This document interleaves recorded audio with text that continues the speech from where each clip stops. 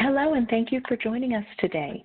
Welcome to our webinar, where we'll be discussing Comparative Billing Reports, or CBRs, and more specifically, CBR 202003, Lower Extremity Joint Replacement.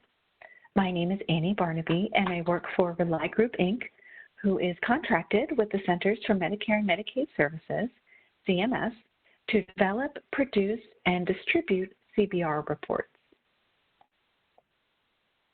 We have developed various resources to accompany this webinar, and those resources are listed here for your convenience.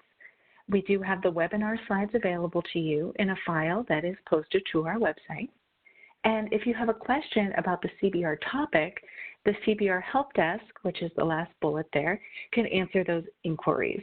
Don't be afraid to submit a ticket. We're here to help. The objectives of today's webinar will be to understand the purpose and the use of comparative billing reports, CBRs, to explain the function of this specific comparative billing report, CBR 202003, Lower Extremity Joint Replacement, and to help you gather resources that will help answer further questions and inquiries. To accomplish those objectives, our discussion today will cover the following areas. First, we'll talk about what a comparative billing report, or a CBR, is. I will show you how to access your CBR. I do have a sample CBR that we will review so we can get a good sense of what we're looking at when we review a CBR document. Then we'll go into a discussion of this CBR and go through the details of the topic and metrics. I'll show you some helpful resources. Should you have any questions following the webinar, you can again submit those to our help desk that's found on our website. So let's get started. Let's start at the very beginning. What is a CBR? Well, CBR stands for Comparative Billing Report.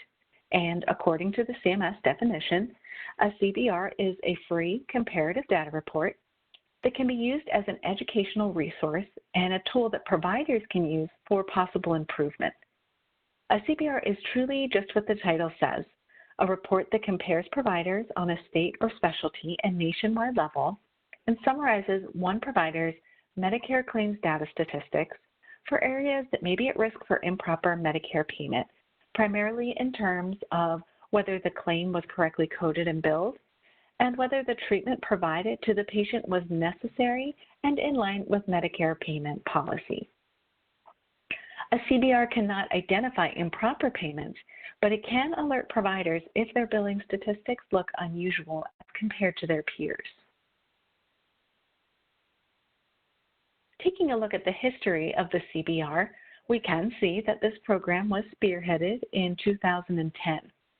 In 2018, CMS combined the CBR program with the PEPR program, which is the Program for Evaluating Payment Pattern Electronic Reports, to put both of those programs under one contract.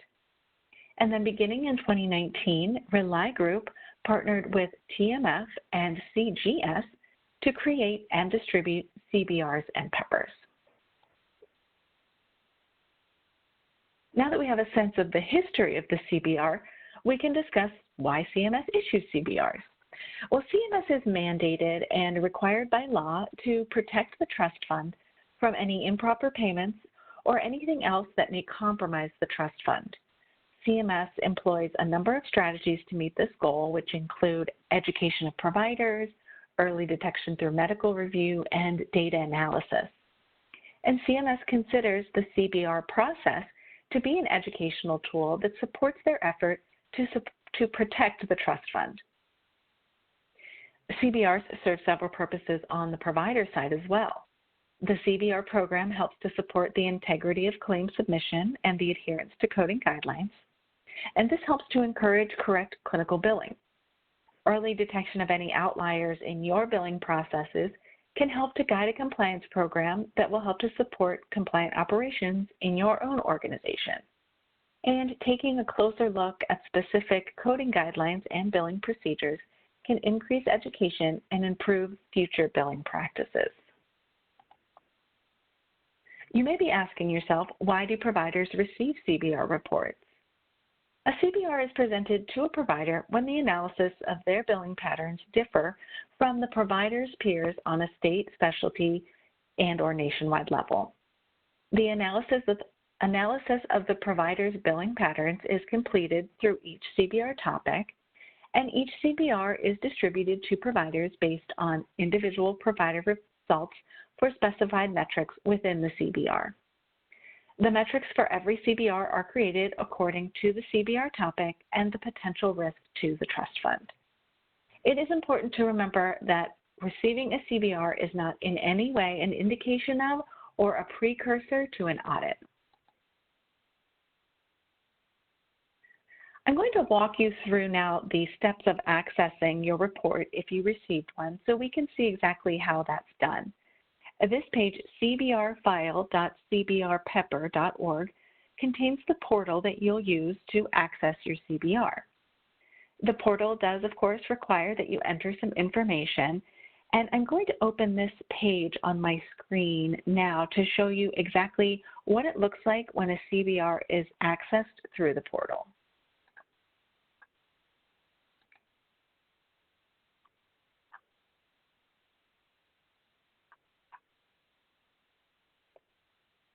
So to fill out the form for the portal access, first we'll indicate the role that we play within the healthcare organization for the physician or physicians who received a CBR. I've indicated that I am an administrator of the organization, and by doing so, I am indicating that I have the authority to receive the CBR information and that I understand that I am authorized to view this confidential data. Next, these two forms are completed to indicate my information and the provider information. To access this sample CBR, of course, I'll use test data to complete these forms, but you'll use the correct information here to complete each of these forms. So following that, we're going to indicate how we heard about the CBR that is available to the physician or physicians. This section of the access form is most telling to us and really helps us to know which form of alert is working best to reach the most physicians for the CBR alert. So the first few on the list indicate that you received an email, a fax, or a letter.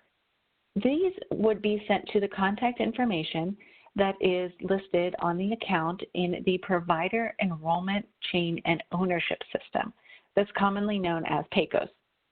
We do encourage everyone to confirm their PACOS information and update if necessary so that we can contact the appropriate person regarding CBR information.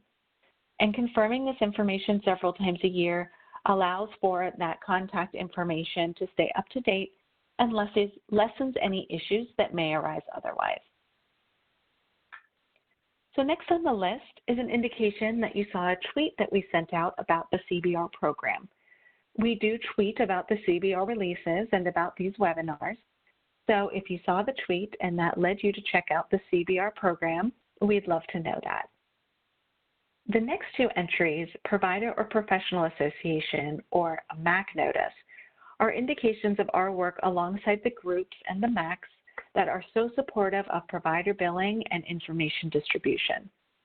We are very appreciative whenever MACs are involved in spreading the word about the CBR program, and similarly when a professional association recognizes the importance of the CBR program and the information that we distribute. We do have one alternative option, Other, and if that option applies to you, of course, please indicate as such. At the very bottom of the form, you can see that the portal asks for the provider's NPI number. This would be the NPI number for the specific individual provider who received the CBR. Of course, I've entered a placeholder NPI number for this test. And then finally, the validation code. When a provider receives an alert that they have a CBR on file, a validation code is included with the alert information. So again, check the information on the emailed or faxed or mailed alert to confirm your validation code. If you're sure that an individual provider was issued a CBR, but you are unsure of the validation code, please submit a help desk ticket for this instance, and we can assist you. So I'm going to complete the form.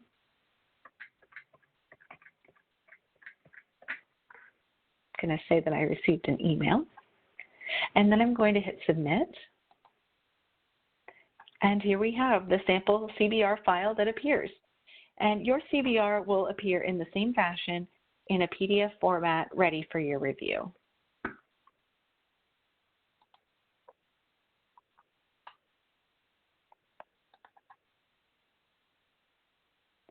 This page, cbrpepper.org, is another page that you can use to access your CBR from the portal. If you click on the Access Your CBR button, highlighted here with the purple arrow, you'll be directed to the portal page that we just reviewed, and then you can begin the steps that we just covered.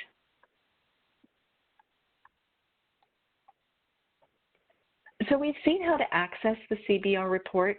Let's now take a closer look at the sample document so we can fully understand the lower extremity joint replacement CBR, its metrics, outcomes, and comparisons. The results shown on this CBR will, of course, differ from those on your CBR if you received one, but the formatting and the sections on your CBR will be consistent with the layout of this sample document. This CBR is formatted into 5 sections, as you can see here, which help to focus on the process and the results of the CBR.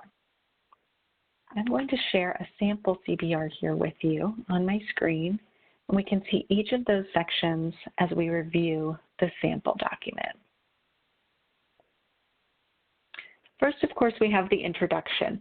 The introduction is a brief explanation of the specific clinical area addressed in the CBR.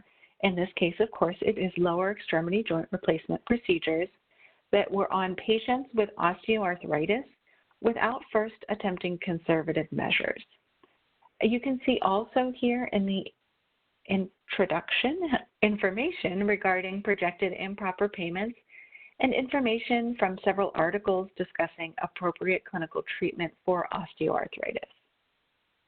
The introduction also contains the criteria for receiving a CBR. We'll go into more detail about that criteria later on in the webinar. But first, moving on to the coverage and documentation overview. This section identifies the CPT and diagnosis codes that were analyzed in the report. Table 1 and Table 2 are listed in this section.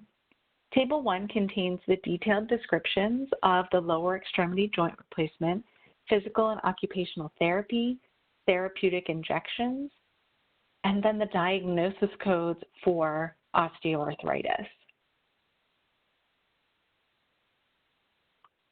And then you can see Table 2 contains the information for this sample provider for the allowed charges, allowed units, and beneficiary count during the analysis timeframe. Moving on to the metrics of the CBR. The metrics of the CBR list and explains the metrics used for the CBR. It contains the definitions for the state and national peer group and the possible outcomes for the CBR metric analyses.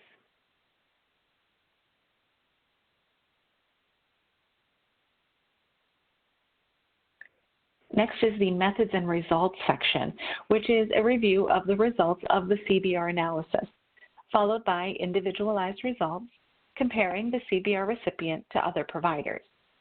We have an explanation of the dates of service included in the report analysis and the total rendering providers who had allowed charges for lower extremity joint replacement procedures. Following that information, each metric is explained, the calculation for the metric is described, and then the results for the provider for each metric is shown in table form. So you can see here, starting with metric 1, we have a description of the metric, the calculation, and then the results. And that's repeated, of course, in metric 2, an explanation of the metric, the calculation, and then the results here in table 4. And then finally, metric 3 contains, of course, the explanation of the metric, the calculations, and the results for the provider. This section also provides a graph displaying the trend over time for the provider, and we'll discuss this graph and table in a bit more detail later on in the webinar. But finally, in the sample CBR, we have the references and resource section, which lists the reports and documents used for the creation of the CBR and those created to help you as you have any questions about this CBR.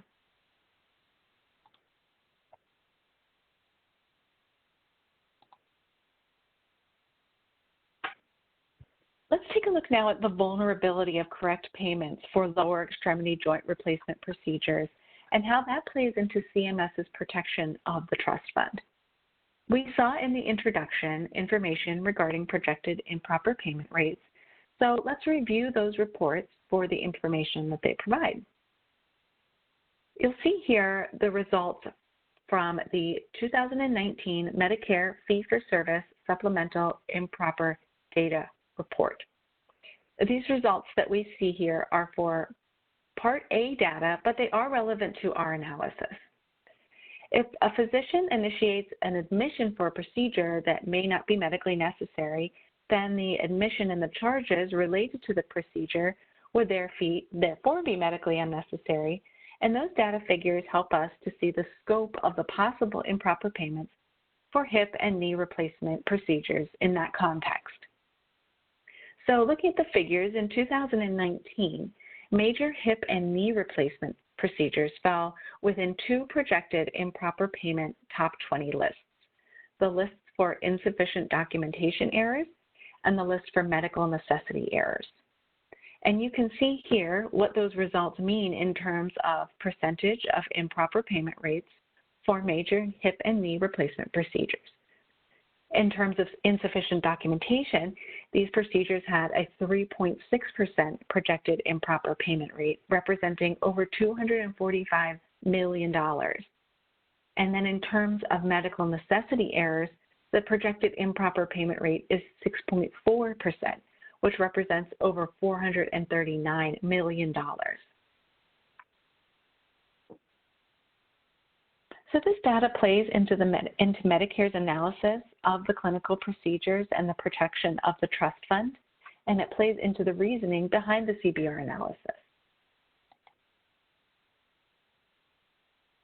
To look at the level of claims and allowable amounts submitted for lower extremity joint replacement procedures, the CBR 202003 was created.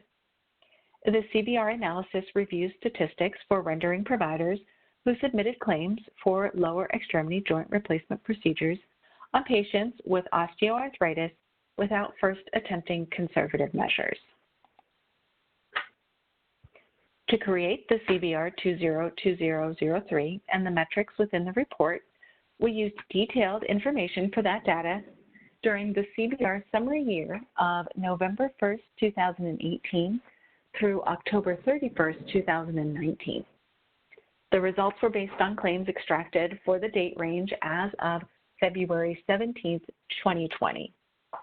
And those results showed that over 20,000 providers submitted these claims, which represent over $720 million in allowed charges. And when we talk about allowed charges, we're referencing the allowed charges listed in the Medicare fee schedule. And this lets us compare similar charge figures across all providers and claim submissions regardless of the submitted or paid amount.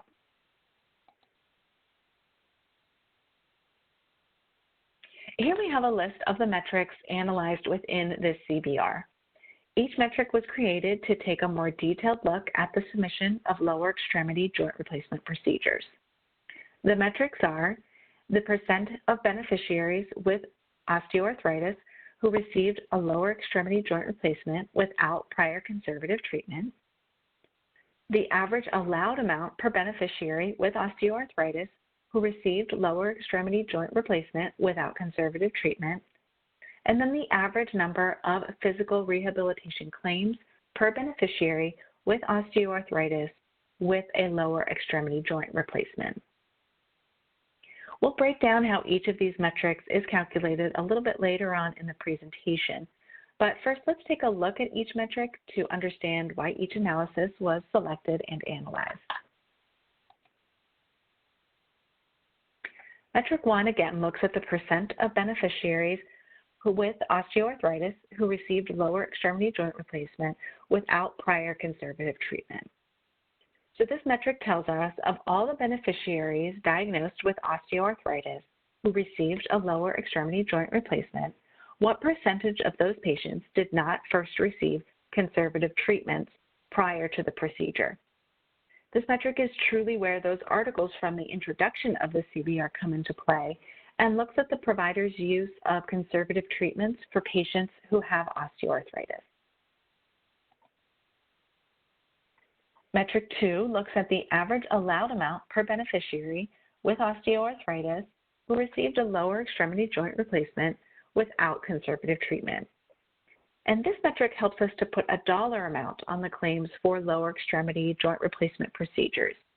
Taking a look at how the allowed amounts play into the claim submission helps us to see how the submissions play into that possible improper payment from the 2019 Medicare Fee-for-Service Supplemental Improper Payment Report that we talked about a little bit earlier in the webinar. And then finally, metric 3, again, looks at the average number of physical rehabilitation claims per beneficiary with osteoarthritis with lower extremity joint replacement. And this final metric takes a closer look at those physical rehabilitation claims that are submitted for beneficiaries who have osteoarthritis who undergo a lower extremity joint replacement. The outcome of this metric tells us, with the submission of the joint replacements, what's the average number of claims submitted for physical therapy 1 year prior to the surgery.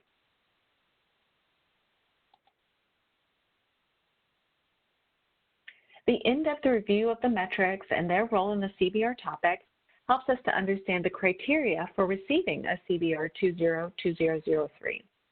Using all of the data and research, the CBR team created criteria to select the providers who will receive a CBR 202003. The criteria is that the provider is significantly higher compared to either the state or national averages or percentages in metrics 1 or 2, that would be greater than or equal to the 90th percentile, or is significantly lower compared to either the state or national percentages for metric 3, which is less than or equal to the 10th percentile, and has at least 10 beneficiaries with CPT codes 27130 or 27447, and has at least $15,000 or more in allowed charges for CPT codes 27130 or 27447. Following our discussion of each metric, you can see that the criteria is directly related to the outcomes for all 3 of those metrics. The criteria states that providers' outcomes must be significantly higher in metrics 1 or 2 or significantly lower in metric 3. So what do the terms above the 90th percentile and less than or equal to the 10th percentile mean? And what are some of the other outcomes for these metrics? We have all 4 outcomes listed here. These outcomes are the basis of the comparisons made regarding your billing patterns and those of your peers. The 4 outcomes that can come of each metric analysis are significantly higher or lower. This means the provider's value is greater than or equal to the 90th percentile from the state or national mean, or the provider's value is less than or equal to the 10th percentile from the state or national mean. The higher or lower outcome means the provider's value is greater than the state or national mean for metrics 1 or 2, or the provider's value is less than the state or national mean for metric 3. Does not exceed or is not below would represent that the provider's value is less than or equal to the state or national mean. Does not exceed for metrics 1 or 2, or the provider's value is greater than or equal to the state or national mean is not below for metric 3. And then not applicable, or NA, would mean that the provider does not have sufficient data for comparison. The outcomes of significantly higher for metrics 1 and 2 require a little bit more explanation to understand how a provider may fall into that outcome for the metric comparisons. Also, the significantly lower outcome for metric 3. And we see that the significantly higher outcome indicates the provider's value is above the 90th percentile, and the significantly lower outcome indicates that the provider's value is less than or equal to the 10th percentile. So let's talk about how exactly we calculate the 90th and the 10th percentile. And to do that, let's go to our next slide, because I think the visual on this slide can help us to understand the true meaning of the 90th and the 10th percentile. It is important to understand these outcomes as they are criteria for the receipt of a CBR. In order to identify the providers who were above the 90th percentile or less than or equal to the 10th percentile, we calculated outcomes for all providers for each of the metrics in each comparison group. That would be the peer, state, or the nation. We then order all of those outcomes from highest to lowest for each metric. And if you use the ladder visual as a reference, imagine that the highest outcomes are listed at the top of the ladder, and then in a descending order down the length of the ladder, so the smallest outcomes are at that bottom rung. Next, we identify the value below which 90% of the provider's values fall. This is the 90th percentile mark, represented above on the ladder visual by the black line at that top of the ladder.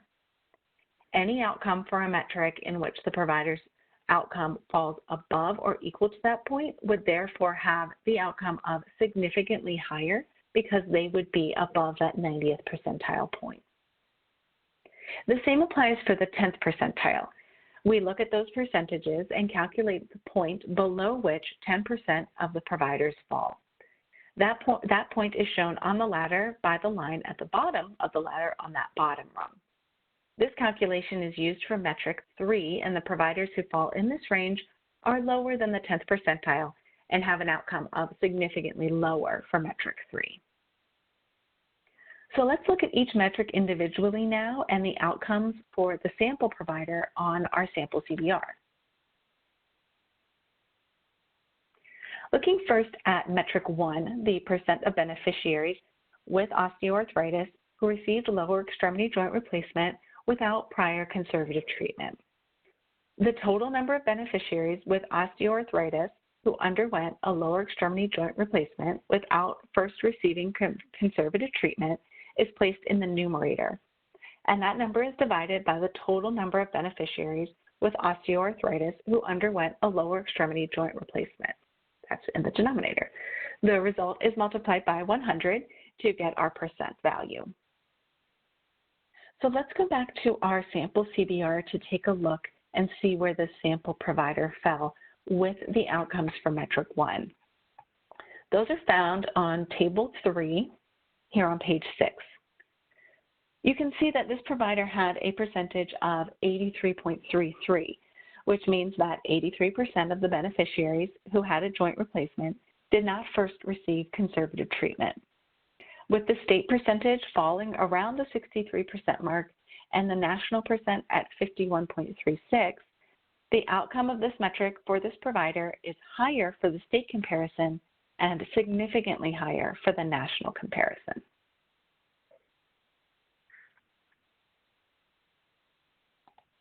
Going back to our slides to take a look at metric 2, which is the allowed amount per beneficiary with osteoarthritis who received lower extremity joint replacement without conservative treatment. Now, metric 2 is calculated by dividing the total allowed amount for beneficiaries with osteoarthritis with a lower extremity joint replacement who did not first receive conservative treatment. That number is divided by the beneficiaries with osteoarthritis with a lower extremity joint replacement but did not receive conservative treatment. So again, let's keep that in mind where we see where the provider the sample provider fell with their results.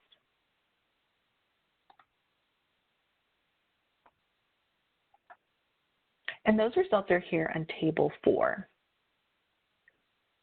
And you can see that the provider's average was around $2,100. The state average is $888, and the national average is very close, around $840. So these results produced an outcome of significantly higher for this provider for both the state and national comparisons.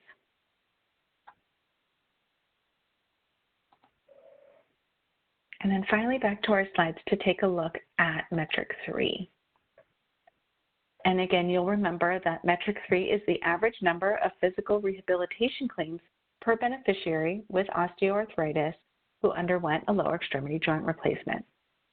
And this final metric was calculated by dividing the total number of rehabilitation claims for each beneficiary with osteoarthritis performed prior to a lower extremity joint replacement. And then in the denominator, we have the beneficiaries with osteoarthritis who also underwent a lower extremity joint replacement. So let's see the sample figures for metric 3.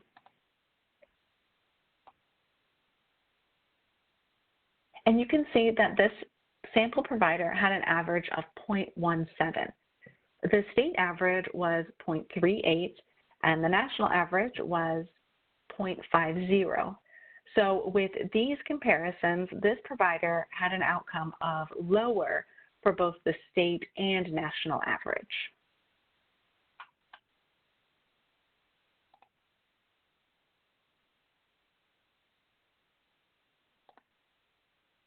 And I mentioned before that the CBR includes a graph that represents the provider's billing trend over the 3 years, 2016 to 2019.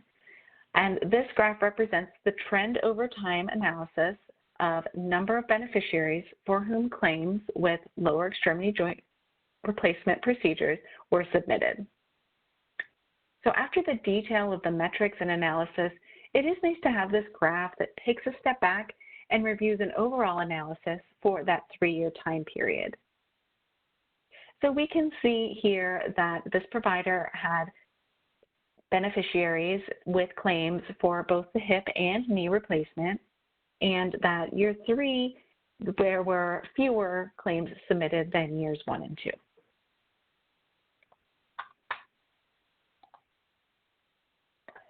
At this point, I do want to review the resources we have available to you if you received a CBR, or even if you would just like further information about the process. We have a helpful resources page, which is cbr.cbrpepper.org/help-contact-us. On this page, you'll find a frequently asked questions link and a link to submit a new help desk request. I always encourage people to review the frequently asked questions page before submitting a help desk ticket, because those frequently asked questions may be able to answer your inquiry. And again, if you have any questions about today's webinar, please submit those through the help desk request system. Here's a closer look at that frequently asked questions page, which is cbr.cbrpepper.org/FAQ. And this page, of course, contains the list of the frequently asked questions and has links and answers to various questions that you can see here. You simply click on the question and the answer will populate. And this list truly has served very useful for many people who have questions about the CBR process. These helpful resources that you see here are the documentation and reporting that the CBR team used in the creation of this CBR.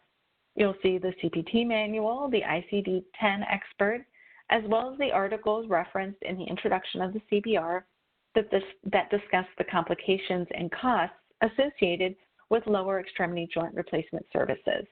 And you can also see the 2019 Medicare fee-for-service supplemental improper payment data report that we discussed within the webinar. Here we have a shot of our homepage, which is cbr.cbrpepper.org/home. There are sections for each of the CBRs that we have released in 2019, and for each CBR topic and release, we provide links to a sample CBR, the training materials, the data set, and a link to access your CBR. This page also contains a link to join our mailing list to stay up to date on any announcements, and a link to provide feedback on the CBRs, and a link to submit a CBR success story. We would love to hear how the CBR process worked for you and your organization. Thank you so much for joining us today. I hope that you found this webinar to be beneficial. If you do have any questions, again, please submit them to our help desk at cbr.cbrpepper.org/help-contact-us.